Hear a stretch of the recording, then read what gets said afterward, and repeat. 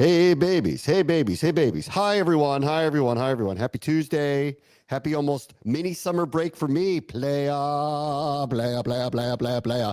I'm going to the beach this weekend for a nice long weekend. Then I'll be back next week. We'll do shows all next week. Then I'm going to take a week off, and then training camp's here.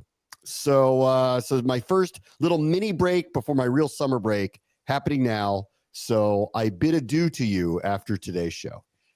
You're going to the beach. I'm doing what I always do on July 4th. Go to the Nats game at 11 a.m. on Friday, hon. That's because that's always the tradition. I've now gone to that game. I think I've gone to that game like 5 years in a row now, 4 years in a row since the pandemic. And for some reason, the Nats always get a premier opponent. They're playing the Red Sox, so that'll be a fun one to go to. So that's what I'll do. All right, over that the sounds weekend. good. Yeah, I got to find fireworks down on the Eastern Shore there, hon. I got to find. That'll be hard. So. Yeah, that'll be really hard. It's going to be hard. Yeah, like where do we go to do it? Because we got to figure that one out. So that's what I got going on. All right, let's get to the news, which is no news, which is Adam Schefter goes on Pat McAfee yesterday.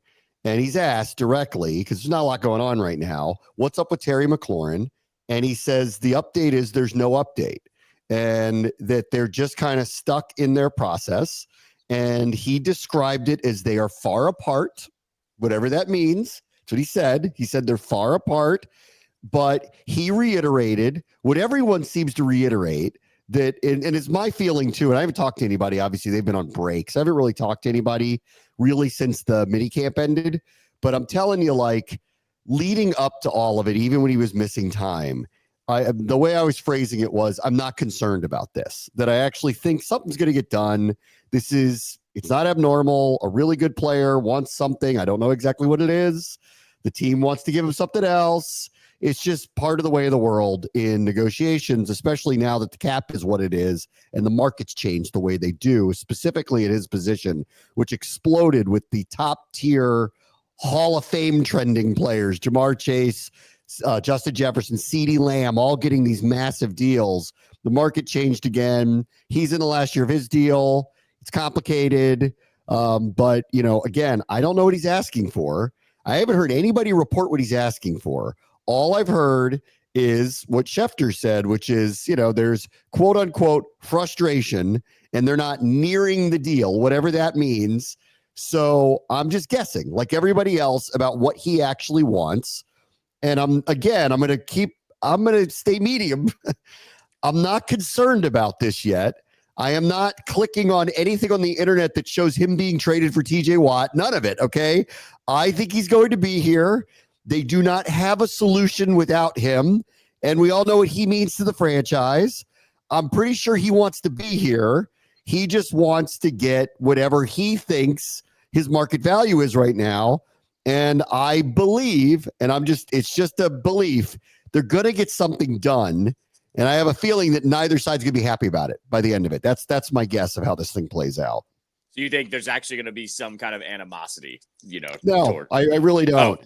I don't know. No animosity. I don't think we're there. Like, I don't hear Schefter saying it. I don't hear Breer saying it. I don't hear Rappaport saying it. It's not what I heard at all. Like, all I had heard was, they're trying to work it out, was the way it was being put to me. And I don't feel like there's any acrimony going on. And I think he wants to be here. Now, this could always go sideways if they tell him this is it, play on the 1-year deal. And I don't think that's what's going to happen. I think they're going to get something done, but I don't know what he's asking for. I mean, that's the hardest part about talking about this. I don't know what he's asking for. And there are two things that would probably be a hang up. The number 30 attached to a contract and the number 30 attached to a contract that's longer than they want it to be, because unlike Justin Jefferson, Jamar Chase, CeeDee Lamb, even DK Metcalf, who just got a new deal with Pittsburgh, they're all younger than him by at least 2 to 3 years. So I think that's what complicates this one a little bit too. Yeah, I mean, I don't know what the number is besides the 30 million. That's the only thing I feel like we've heard, but also the term I think is probably what is most concerning with this team right now, because they know how good he was last year, that he's not going to fall off right away. What I will say is you juxtapose this position to what kind of happened with TJ Watt yesterday. Like, I thought it was really funny. Schefter tweeted, I looked at it. I looked it up on my show. Schefter tweeted at 1:49 p.m. That TJ Watt other teams were talking amongst themselves how tradable he was. And then after all the trades yesterday, they said, oh, they seem like it's going to be more plausible that he would be traded. And then 10 minutes later, he quote retweeted his own tweet saying, the Steelers reiterate they want him to finish out his career there. So right away you go, well, that first tweet was definitely from TJ Watt's camp. And the second tweet follow-up was from the Steelers camp. The fact that the Commanders and Terry McLaurin haven't had this back and forth yet still tells me this is all still very calm. Everybody's negotiating in good faith. They might be far apart, like Schefter said, but it doesn't mean they're not so far apart that they're getting pissed at each other, right? Like, when I saw that, my initial reaction was, uh-oh, that's an organization and a player that are a little bit at odds of what they're asking of each other. And anytime you get the tweet follow-up from one from the other, it means things have started to deteriorate at least just a little bit. I'm not saying Watt's going to get traded or anything like that, but we haven't gotten anywhere close to that with these two. I'm going to revisit him in a minute because I want to stay on Terry here. Just for sure. I want to stay on Terry I want to get to him because I could see where I actually think what they did yesterday, Pittsburgh, and the deal that they did really signaled that they're not letting him go. Why would they go make all these moves and then let go of their best defensive player like that? That actually doesn't make any sense to me. But like, again, who knows? Like they're doing the over the hill gang situation up there. So we'll get to them in a minute. But I want to stay on Terry for a minute. And I went through the numbers again because I'm trying to, again, this is so hard. Anyone who tells you they know what he's asking for, nobody knows what it is. Like their side, they've tried to play this through the media. They've tried to temper it because what you're getting out of their side, and it's likely his representation and not him. Okay. What you're getting from their side is he's frustrated by the pace of it. He's frustrated that they're off a little bit. But he's not insinuating that, and this side, they're being very careful not to suggest that they're angry and don't want to be here. And then at the same time, the Commanders are literally saying nothing. There's no reporting off of their side because they're a tight ship. Like they don't talk to. So whenever I hear anybody say something about them said this, I don't believe it because they don't really talk to anybody, especially about stuff like this. They don't really bring it out. They don't put it out in the daylight. So how far apart are they? To what degree are they apart? Would the ownership get involved if they're apart? Because I think this would be the first time that the ownership might actually get involved because not someone I think they want to see walk out the door for sure. But I also think that the bottom line is he doesn't either. And that's why I think this is going to work itself out. He knows what he means here. He just got married. He just bought a house here. He's almost 30. He's a legacy player already. He's streaking towards Ring of Fame. And if you're being honest, he's never had a quarterback here like this. He could win here now. So I really don't see any route by which he wants to go somewhere else unless it gets personal or it goes sideways. And I haven't heard anything like that. And I think just listen to how the messaging is. TJ Watt's trying to play through the media what his situation is and is trying to pressure them. Trey Hendrickson, same thing. I think Trey Hendrickson is probably way worse than TJ Watt's because he's way underpaid. And they don't seem to have any desire to get that fixed on his behalf. Or maybe they do, but they only want to do it on such a short term that it's really personally affecting him. And their organization has had trouble with situations like this. This group hasn't yet. They haven't really been tested. So I think the messaging is very clear. Both sides want to get this done. The Commanders aren't saying anything about moving him or anything like that.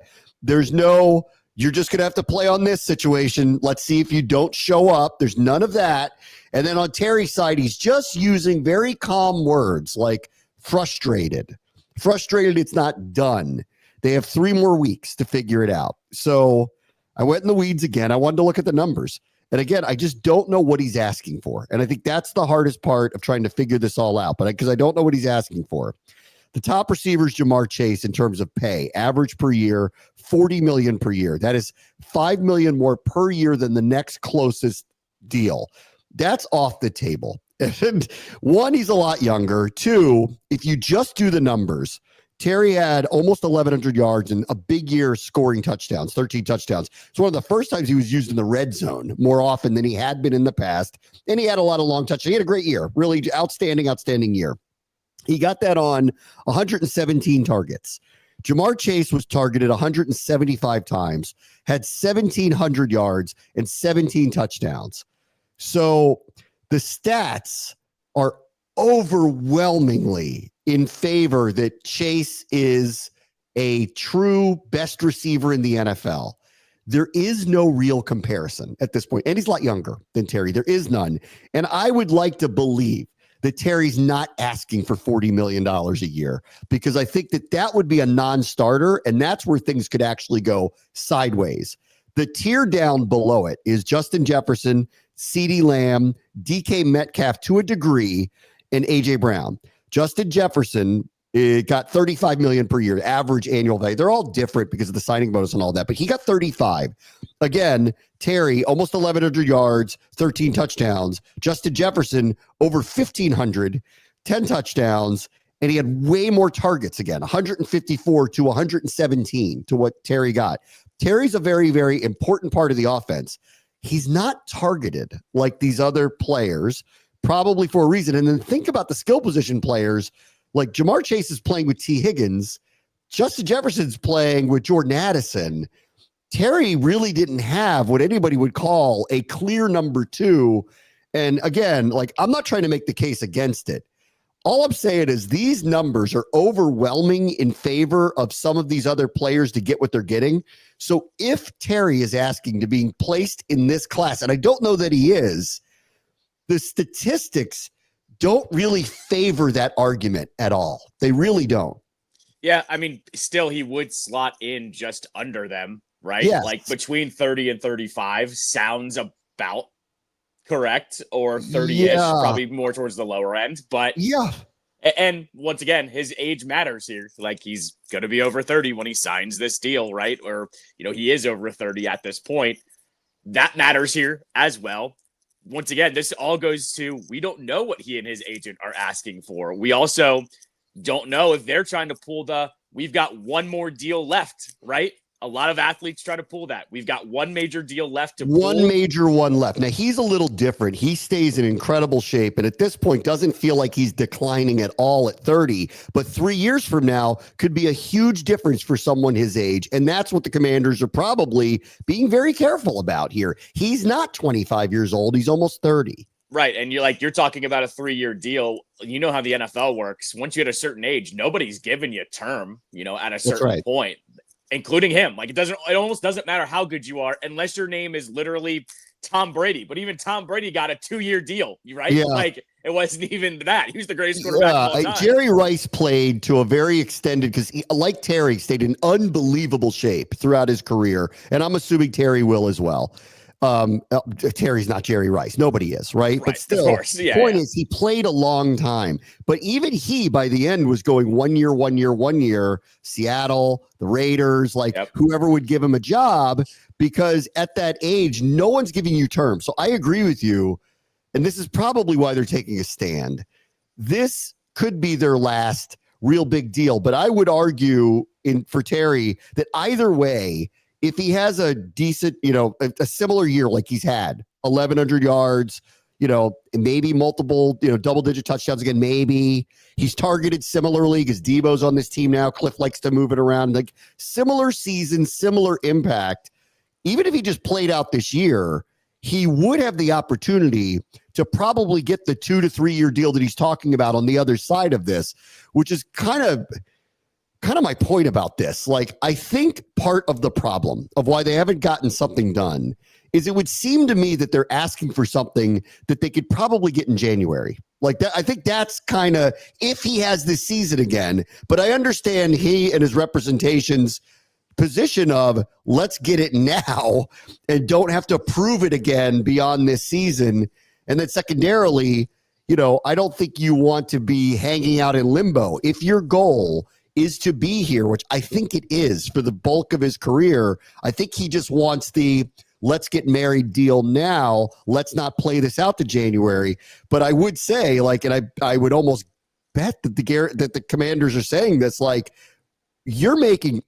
See, here's the thing that's tricky. He's not this isn't Trey Hendrickson. Per the cap, His number actually this year is 25 million, which would be third among all receivers because they work things around with Chase and Justin Jefferson and CeeDee Lamb. He's making almost 20 if he were to catch all the incentives, which I don't think are that hard to get for him. And he already pocketed 5 of it off of a signing bonus. His cap number and average annual value is 25 million this year. It's actually not that far off from the players that are making the number that he probably wants to ascend to. So I think this is the other tricky part of this. I think the Commanders are kind of saying, you aren't wildly underpaid here. We get you may, have a problem with this or that, but you're not wildly underpaid here. You just get through to January, you're in control of the whole situation because you're a free agent. You can kind of do whatever you want here. We're still going to want to keep you, and then we'll be able to work something out with you. And he's probably worried they'd franchise him, which is probably what he's worried about. So I hear all sides on this, and this is why, again, I'm not worried about it. This isn't a Hendrickson situation where he's making 15 and the top guys are making 35. He's actually making 25 against the cap, and the majority of the players that are of his class are making 30, or in some cases, T. Higgins just got 28. Waddle gets 28. Devontae Smith is 25. Like, he's actually in line with a lot of players that statistically kind of match him and are actually still younger than him. So I think this is why there's a back and forth that's a little tricky between the two sides. How much does he actually want? And how far off is that number from what they're already paying him right now? This would lead me to believe he wants security more than money. And maybe that's what the issue is, that they want a little more term than maybe the Commanders are comfortable with because of his age. And I'll hear out Terry on the term side. I want to play all of my prime years here. And that should be an attractive thing for the Commanders to hear, honestly. That's what I've actually made the argument from the beginning is if McLaurin is telling you he wants more years because he wants to finish his career out, the Commanders, like I said, they might not want to do that. But at the same time, for cap purposes, no other reason, just cap purposes. Right. Sure. But at the same time, you're also going, been a model player. Do you want to see him suit up elsewhere? I said this, when we talked about this earlier, that essentially, do you think McLaurin's going to fall out of shape? I don't. I think his work ethic speaks for itself. Like, I'm interested to see what McLaurin becomes when he's a little bit older. Like, when he becomes one of those possession receivers, see how long he can actually play like that. Because I wouldn't be surprised if he does play on a bunch of one-year deals. If they were to, within the next 2 years, draft a wide receiver with a first or second round pick, and then he becomes essentially their number 2 and turns into Art Monk. Like, that really wouldn't surprise me. And then every once in a while, it's like flashback to the good old days when he hits one over the top. I could see that with him. And so that's where like my argument's coming in here is I also think McLaurin's never going to be like an ego first guy, right? So he would actually fall into said role. Of course, you're then paying a little more money than you would, but this brings me to something that I don't know if he and his agent are bringing up, which they could be. And I think they have every right to bring it up. I don't know if the Commanders are going to listen, but McLaurin's going, I played with how many quarterbacks? And you guys finally got me one last year. And look at what I did. Are you telling me I'm not worth the money? Oh, I forget what the number is. Didn't he have like, is it something crazy like 19? I don't think it's 19 quarterbacks, but it's like 13 quarterbacks that have thrown him a pass since he got in the league. Like, I think he and his agent could be going, you know what? You finally got us one of those ones, and look what happened. And look how good I was with all the other ones. Don't I deserve a little bit of back compensation for everything too? And I know that's not how negotiations work, but I think they have a valid case to bring it up to this regime a little bit. I listen, I'm not hearing them out. And some of the other numbers, Amon-Ra St. Brown, who has more targets, just got a new deal, is at an average annual value of $30 million per year. He did have more yards. He almost had the same amount of touchdowns. I think the Brandon Ayuk number at $30 million a year is a big number here. Tyreek Hill is making $30 million a year, but he also was, for a period of time, the most dangerous receiver in the NFL. Chase and Jefferson and those may have surpassed him, but there's still that in him. He's so fast. A.J. Brown's making $32 million a year. DK, I think, is the number that probably is what they're trying to set here, because his numbers last year are actually lower than Terry's, the production-wise. He is a couple years younger. And he's making of an average value of $33 million a year. That said, the guarantee was lower. So I looked at his deal and I went, Okay, you want a couple of years that are basically guaranteed at close to $30 million a year, but that's kind of it. And that runs the term out. I'll actually hear that part out. Like where it's short term with a high guarantee, especially with all the cap room that you have, I'll hear that out.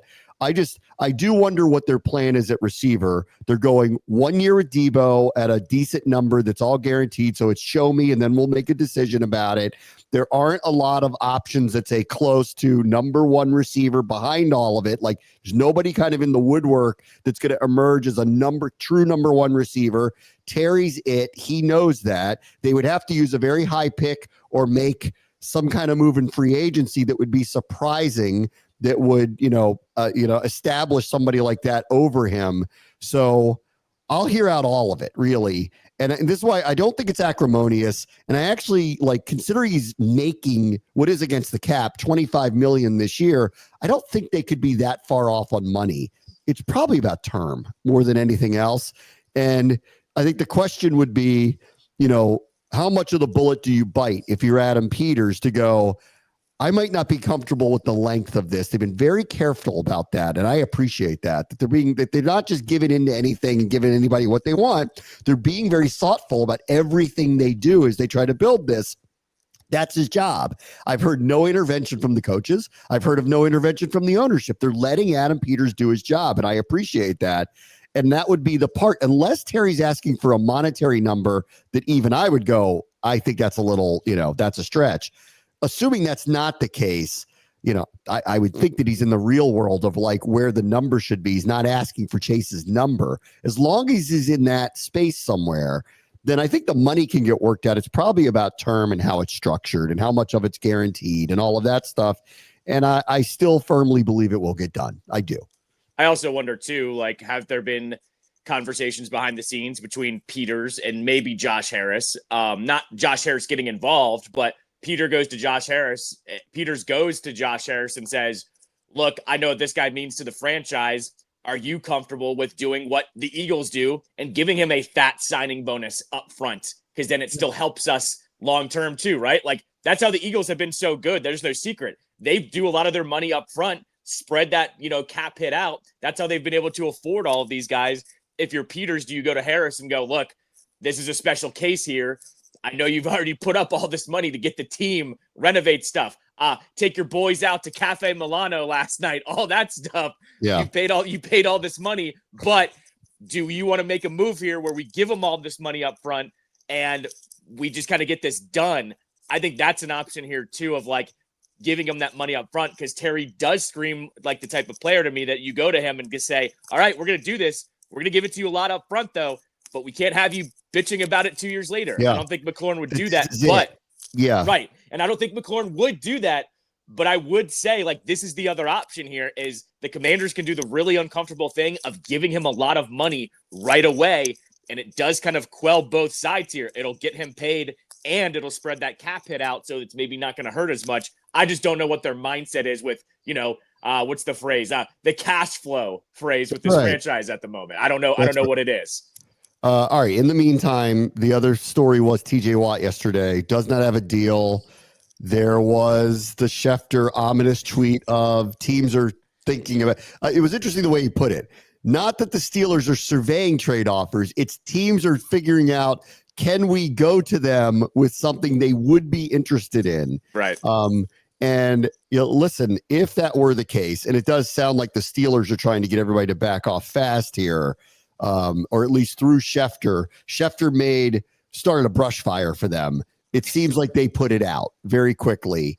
And I don't believe he's getting traded. Now, off of what they did yesterday, I really don't believe. I don't think you make that trade for Jalen Ramsey, then trade your best defensive player. That doesn't make any sense to me. But unless he just refuses to play for them, and then you have to make a choice about what you're going to do.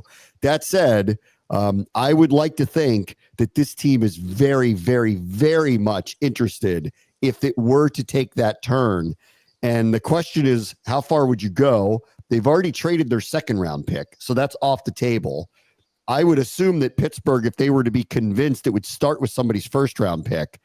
And I got a hard time buying that Peters and company, who value the draft so much and know there's so much to build here, would want to do that. but this is a special circumstance. And, you think you have this window wide open. There's a glaring need for this player. He improves everybody overnight. He could be a massive difference for anybody, especially a team that's looking for someone just like him. I don't know what I would advocate for here, but if he was truly available, I don't think he is. But if he was, this is a hard one not to go, all right, just do it. Give up the asset, give him the money, and let's go. Because he is one of the 2 or 3 best defensive ends in the NFL, period. He's a Hall of Famer, period. He's a Defensive Player of the Year candidate, period. I don't know how you wouldn't do that for him. He's a division tilting player. Yes. I mean, if you get him, like, all of a sudden, all that chatter of have the Commanders closed, the rankings in on the Eagles, all of a sudden those conversations get very, very interesting when you change overnight. Yes, correct. Exactly. Once again, we bring this up, I feel like every single week, the roster management that Adam Peters has had to deal with the last 2 off seasons and probably for at least one more, if not 2 more, of how this roster has to be put together, whether it is by trades or by the draft or whatever. I just feel like he's putting between a rock and a hard place, because you want a player like Watt on your roster, but at what cost? And then building your roster up around him. I don't know.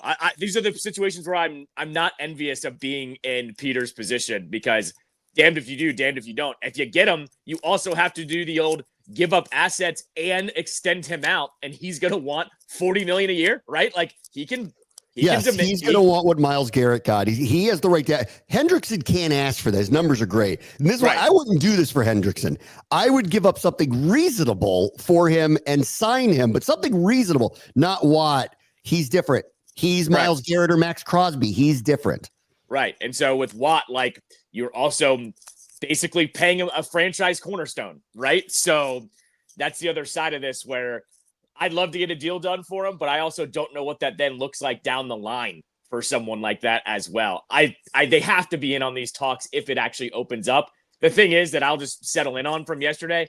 The Steelers are all in on this year. I mean, they are truly kicking it to go all in. I just don't see them trading him unless things get very, very toxic and all of a sudden they are just so far apart. Yeah, I think that's what it is, because I don't believe they're trading him. I know that, Schefter, like his people were saying it, but I don't believe it. I don't think you make a move like this unless you think you're all in. And I saw Peter Schrager tweet something like, people are laughing at me because I've said it on the air and off the air, but they're all in. And people are laughing. That's what all in looks like, because it's the over the hill gang that they're suddenly put together. They go and acquire Aaron Rodgers to be their quarterback. They make this trade where they bring in Jalen Ramsey. There's a lot of red flags about why is Miami giving up on him at this point in time. They're resetting. I'm not really sure what's going on with them. They're really unusual, especially with all the defensive players that are walking out the door. They got Jonnu Smith too, did Pittsburgh. So they've got him and Freiermuth. That's a heck of a tight end combination now. They went and got DK. They got Pickens out of the locker room. They bring Rodgers in to try to hopefully settle down the quarterback position, or at least make them very competitive for a year. It makes no sense to me to not keep TJ Watt at this point now because of what's going on around him, and to take a run here. They probably want him to play out this season to see how things go, because Rodgers could be one and done. Ramsey's got a couple years left. I mean, I don't know where this is going. For this feels like a let's grasp at straws, put a bunch of guys out on the field, and see if we can make a run at Baltimore. Like, that's what it feels like to me. I don't really actually think it's going to work, but I will buy into, and I understand that this is their grasping at an all-in. So I'll hear it out. Ramsey, they got Darius Slay, remember? Joey Porter's very good third-year corner. So they have a very good secondary all of a sudden, assuming that losing Fitzpatrick isn't that big of a deal on their back end. And all the Pittsburgh people I saw were writing, we have this young safety anyway. We're going to be all right back there. This makes us better. Keep Watt in tow. And all of a sudden we have a Pittsburgh defense we're accustomed to seeing. Like, I will buy there's a narrow path here because they're over 500 every single year and in the playoffs every single year. And there's no way this doesn't make them better. but it does feel like a grasping at this is the best we could do to put a team out there that gives us a sliver of a shot of overtaking Baltimore. Well, and I would say this too. Look at how they're going to match up now. I like that cornerback room a lot now, obviously. Like that's a really good cornerback room. Ramsey could play safety too at some point. That's a possibility. Who is the best wide receiver duo in that division? It's the Bengals, right? But with Higgins and with Chase, I would say that's it, right? And then all of a sudden you upgrade your cornerback room. I think they're going to lock down the Ravens wide receivers. I like what the Ravens have done over the last couple of years, but they're not getting past them. So all of a sudden, I just like the pressure that the Steelers are applying on defense here. And then the Jonnu Smith one's interesting. He had like a hell of a last 10 games. I will say I had him in fantasy last year. So the last half of the season plus he was incredible. And he got a nice little 1 year, $12 million extension. Like, I think that's how you satisfy a guy to go, great, I'm all in here now too, because now all of a sudden I'm making a little bit more money than I was before. I think that's an underrated move here because that opens up their offense a little bit. I would just say this too. Pittsburgh for a long time has been around 500, right? But they go into every season with the same kind of expectations. Now I kind of like this. They ratchet the heat up on everyone else on that roster. We're just going to show up and work hard every day. It's now we have to really put these results out. I kind of like the pressure cooker that they put themselves in here a little bit by making some of these moves and by going, we're not just putting pressure on you because of Aaron Rodgers anymore. We're getting legit players in here. So go ahead and, work your what off because we have some real expectations now heading into the season. Yeah, they're like Green Bay for years and years and years. They're like, we're going to draft our teams. Right. We're going to homegrown them. Like, we're going to develop them. We're going to have them on rookie contracts. And in the modern era, you have to fill in your holes with free agents or make trades. And they just got out of their own personality. Like, this was their first dip their toe in, okay, everyone else is doing it. We can go get a tier 1 receiver. We can go find a quarterback. We can make these blockbuster trades. They haven't done a lot of it in the past. They do them here and there, but they haven't done a lot of it. So, let's see if it works out for them. I do think it gives them a narrow shot here, probably dependent on Rodgers and how he plays and whether he can be anything close to the player he was towards the end of his career in Green Bay, which I don't buy, but maybe he's definitely better than what they had. And if they don't have to ask him to be some kind of miracle worker because their defense is really good, then I'll hear out that there is a narrow path here for them to be very competitive. They're typically in the playoffs every year anyway. It's not that they're not better. They are. So I trust Tomlin in that system to work it out, even if the locker room probably feels a little bit different than it has in the past. All right, let me take a quick break. Bram watch the show. ESPN 630, the Sports Capital. All right, welcome back. All right, latest on RFK was apparently the entire DC City Council, who's willing to hear out this because it got reported, were taken to Cafe Milano last night, and they had a nice little discussion because we're 2 weeks away from the so-called deadline of when the Commanders and the mayor want the stadium either to be approved as a standalone or in the budget, right? Either way, if Phil Mendelssohn, the chairman, because he said 2 weeks ago they weren't removing the Commanders language. And then the other day said they were going to take it out, but they were not. They were protecting the funding for it in the budget should we actually pass it. Either way, the deadline, however it makes them happy to get this satisfied, is 2 weeks. So they ended June with 2 weeks out, guys. Let's go have dinner, talk about it. I saw Julie Donaldson say Wale was apparently at the dinner too. Yeah, Mark. So that was, I saw that this morning. Mark Ein, who I follow on Instagram, posted with Wale from Cafe Milano. So I was like, okay, not state secrets for everybody, I guess. So yes. James Comer, who is the head of the Congressional Oversight Committee that helped push the legislation through in the first place. Remember, the federal government had the rights forever to do whatever they wanted with the land. It became blight. This was part of the big problem here is the federal government wouldn't turn the land over to DC to do something with it. That was step one. That was the part that I was like, is never going to happen, which is why this is never going to occur. But they did. He was a big part of that. He has already weighed in and said things to the degree of once in a generation opportunity. He's not even from here, he's from Kentucky. He's like on and on. So he's been pushing this. So he's publicly stating he wants them to do it. And then I saw this one from Mark Seagraves from NBC. Did you see this one? Where Chairman Mendelson said that if they don't get moving on this and get to whatever deadline everyone is setting, that he, quote unquote, heard that the president would intervene on behalf of the team to try to make this happen. And nobody does a pressure campaign like President Trump. Nobody does, especially on something like this, where it's not that overly controversial just to put the pressure on them. What does that mean in terms of putting the pressure on them? I don't know, but he's got all the levers to pull on the DC government if they don't do this. Why would he get involved?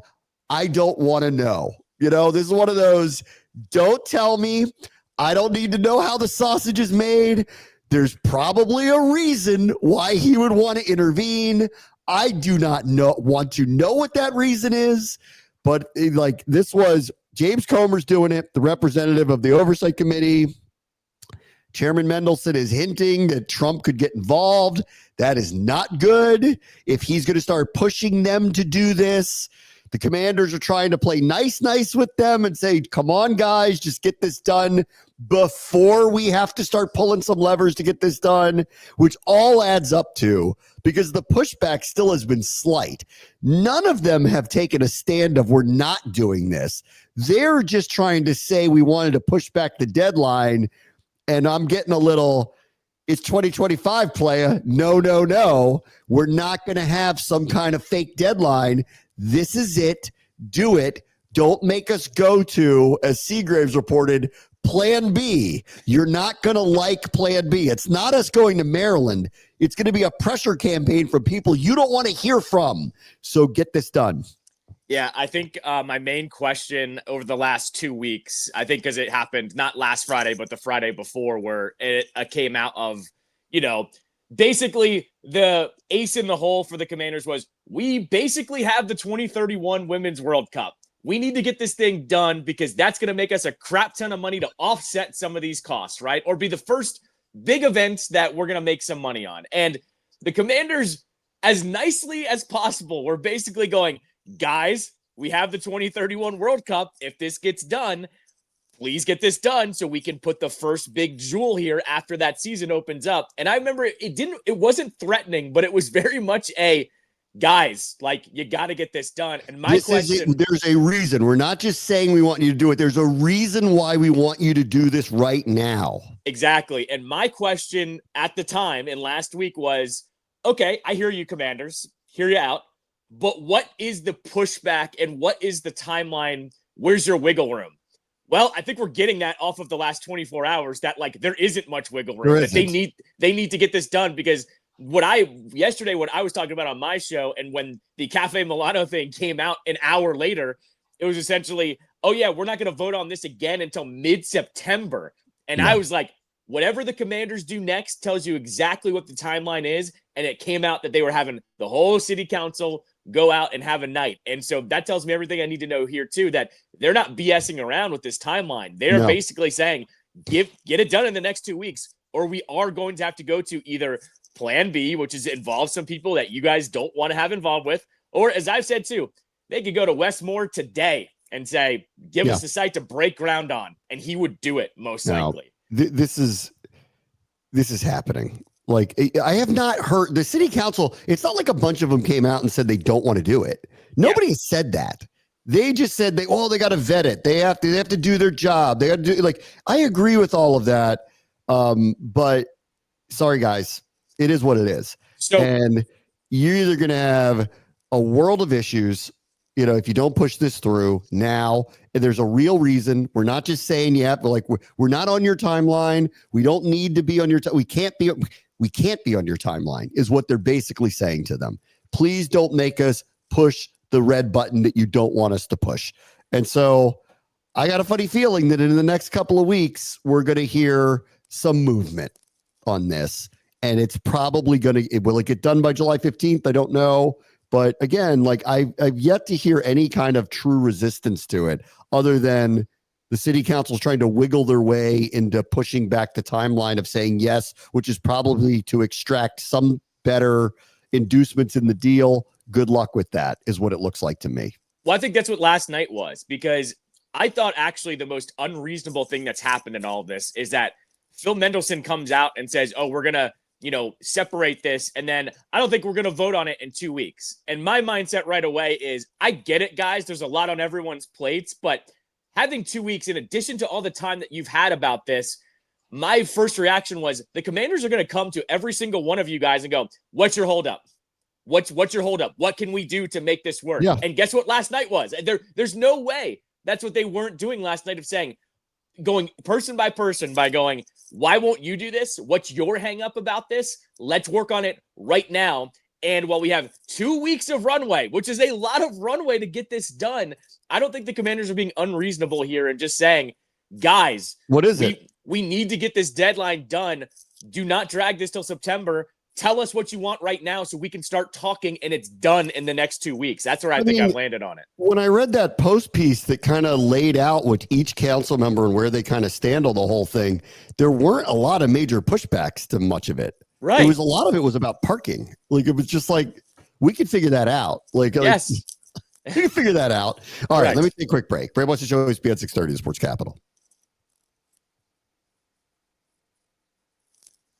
All right, welcome back. All right, quick NBA, NHL, what's going on? Free agency is open for both of them. Number one, Rich Paul, super agent, confirms that LeBron James wants options. And all but said through Dave McMenamin that they want to see what the Lakers do over the next week, that they opted into this. Like, when they said he opted into this 1 year deal at 50-something million, Windhorst pointed out he's never done anything like this. Right. He's also at an age where you might have to do something like this, but it leverages the Lakers. And if he wants a trade, he's going to force one. They've already hinted, a few teams have called to see, does he want to trade? I think it would be good business for the Lakers to move off from him, but they've got to get the right deal. You can't set yourself back, because remember, these trades are so tricky. When you have somebody who's making $52 million, you have to get something back that's close in return. What do those contracts look like? Do those help the Lakers? So they have to be very careful about this. And of course, LeBron's only going to go to a select couple of teams anyway. He's only going to go somewhere where he thinks he can win. I've seen a lot of people try to look at Cleveland because they were a number one seed and go, I'm sure he'd love to go back there again, because they can win right now, whether Cleveland wants him back for, the third go around or not. I still think he's going to be traded, because I don't know what the Lakers are going to do in free agency that would quote unquote satisfy him.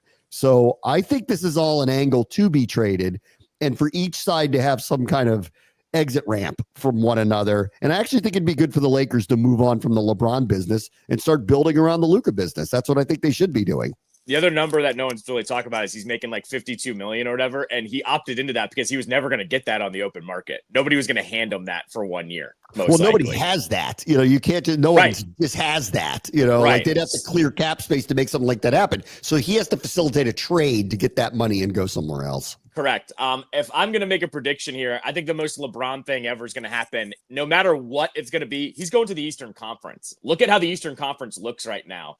Halliburton is going to be hurt for the Pacers all year long. The Celtics are hitting the reset button. The Knicks are one of the top seeds, and I could see him maybe going there. Or I bet he wants to go there. I bet he wants to. I bet he wants to, because if you win there, what a humongous deal that is. All of a sudden, like, the GOAT conversations do change if you win a championship in New York with the Knicks. Like it changes all of a sudden. So my prediction here is he's going to the Eastern Conference because the road is going to be so much easier. I mean, frankly, would they trade Cat for him? I mean, I don't know. Maybe they would. Maybe. Maybe they would include him on something like that. I don't know. Maybe they would. I don't know. You don't even have a coach right now. Like, Dolan's kind of crazy. I don't know. Maybe he'd want it to happen. I don't know. Well, they already have a good enough team to win. And to your point, Indiana's going to get marginalized. Halliburton's not going to be able to play next year. The Celtics are totally resetting. We don't know what they're doing. Tatum's probably not going to be able to play next year. Cleveland should just run it back because they should have the best team. Orlando may end up being like the second best team after the moves that they made. So, it's wide open for the Knicks. It actually makes sense to me. And honestly, you want to start having those GOAT conversations, go win in a New York uniform, because that would start doing it. Correct. And you also don't know what's going to happen with the Bucks too. Like, where does Giannis go? Like, could Giannis get plucked to the Western Conference? All of a sudden, you don't have to deal with him either. So I think no matter what, he's going to the Eastern Conference. That's basically my prediction. Okay. Not the Wizards. All right. Real quick, because I've been meaning to ask you about this. Yep. Caps are off to a little bit of a slow start here. They had the draft, and I'm not going to sit there and try to break down their draft because I don't know anything about these players that they selected. They did make what I felt was an unusual trade last week, for a player from Florida, and then gave him almost kind of no money, but they gave up a really high pick for him. And so that one didn't add up to me.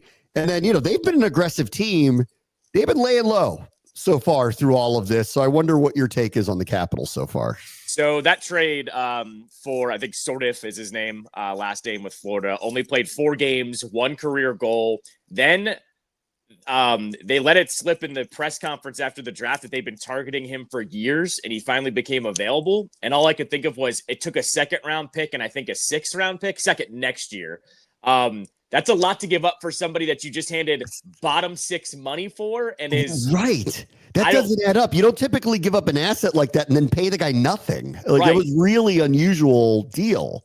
Now, I will say this. If there's one front office in the entire DMV that gets the benefit of the doubt of targeting a player that we know nothing about, it's this one, because look at what they did last year with rebuilding this team and how good they were. I'll give them the benefit of the doubt, but that's the head scratcher. And also, I'm not really mad about the 2nd round pick being given up like this. I'm more mad about it for the trade deadline next year, because a 2nd round pick got you Anthony Beauvillier. A 2nd round pick is what got Florida Brad Marchand, right? So a 2nd round pick essentially is the new 1st round pick for what it's going for, a good rental player. You just gave that up for a bottom 6 guy. As far as the rest of the moves they made, they traded for another kind of 7th defenseman over the weekend, and then it came out yesterday. Your boy Alex Alexiev did not get a qualifying offer, so he's going to hit free agency. He was a 1st round pick in 2018, so that's kind of a failed pick. He never became what they thought he would become. I don't want to talk about it. You know how I felt about him. He was good luck in the rest of your career.